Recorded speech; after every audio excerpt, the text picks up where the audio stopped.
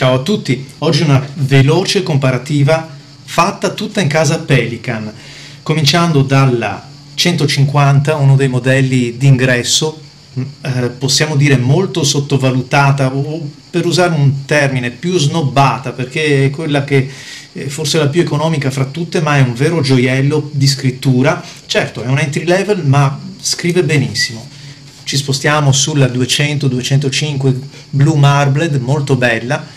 Questa resina, perché è una resina, veramente fa venire i brividi ogni tanto a qualche celluloide, perché è realizzata molto bene. Allora, sulla prima abbiamo un pennino extra fine, anche su questa ho montato un pennino extra fine per valutare quanto cambia tra la serie 150 e la 200, e qui abbiamo un vero gioiello, la 800, la Sovereign Orange Burnt, è un'edizione limitata, anche questa con un pennino extra fine, non è facile trovare su questa edizione, ricercatissima, ha delle finiture bellissime. E infine un classico dei classici, in questo caso è una penna vintage, una M400, dotata di un pennino F, un pennino fine. Come vedete questa green non è l'ultima prodotta, ma è una produzione, lo riconosciamo dal distintivo verde sul cappuccio, è una produzione degli anni 82-89, quindi oggi potremmo quasi definirla vintage. In effetti il pennino è diverso, è marcato in maniera diversa, è molto bello. Andiamo a vedere come scrivono, cominciando dalla più piccola. Allora,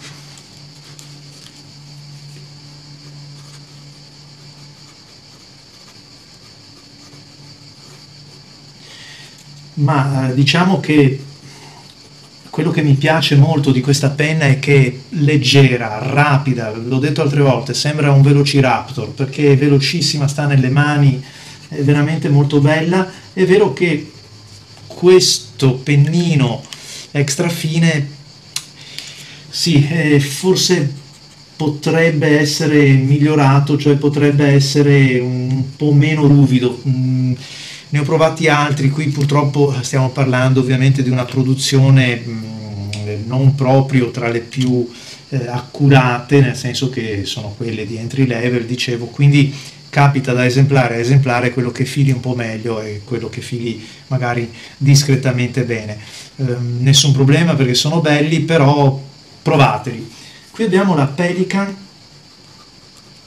M200, il pennino come vedete è leggermente più grande rispetto a quello della 150, anche in questo caso abbiamo un extra fine.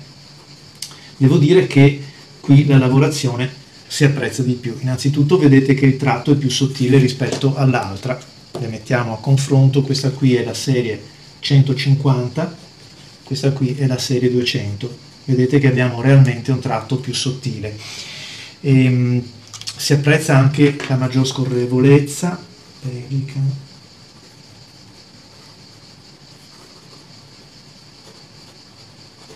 Sì, molto bella. Ovviamente stiamo parlando ancora in questo caso di una penna leggera, quindi è bella da portarsi dietro, da usare, non pesa, molto bella. Passiamo alla M400, qui cominciamo già ad avere un cavallo di razza. Sapete che i pennini della 200 e della 400 sono intercambiabili. C'è un video tutorial che vi invito a guardare dove c'è scritto anche, dove ho pubblicato appunto come cambiarli, come la compatibilità, perché anche il 150 ci sta, però a volte va a confliggere col cappuccio. Qui abbiamo una bellissima, questo qua, si sente subito un pennino di altri tempi, non così lontano, però questo qua è un pennino fine, M400F è un pennino fine, è un pennino fine che comunque scrive come l'extra fine della Pelican. La Pelican si tiene solitamente sempre un po' abbondante, molto bello. Per esempio questo è quello che trasmette più confidenza fra tutti quanti, veramente molto bello, decisamente appunto scorrevole, ma anche capace di graffiare la carta quando serve.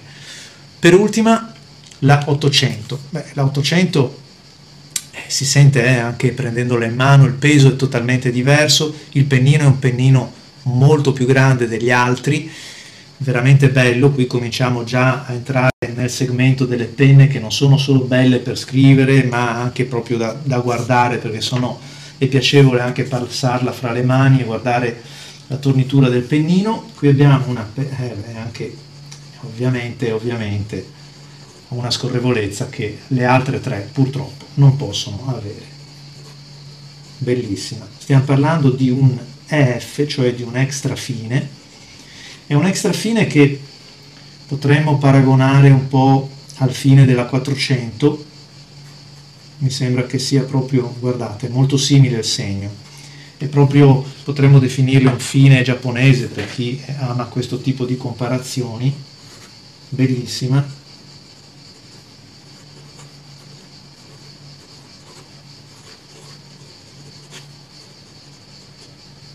Bella, bella davvero, in una sola parola, bella. Una penna che ovviamente impegna di più la mano perché il peso c'è, però si fa ovviamente ripagare per la estrema scorrevolezza. E comunque, come dico sempre, che ne compriate una, che ne compriate un'altra, quando siamo in casa Pelican, cascate sempre in piedi, sono tutte ottime penne.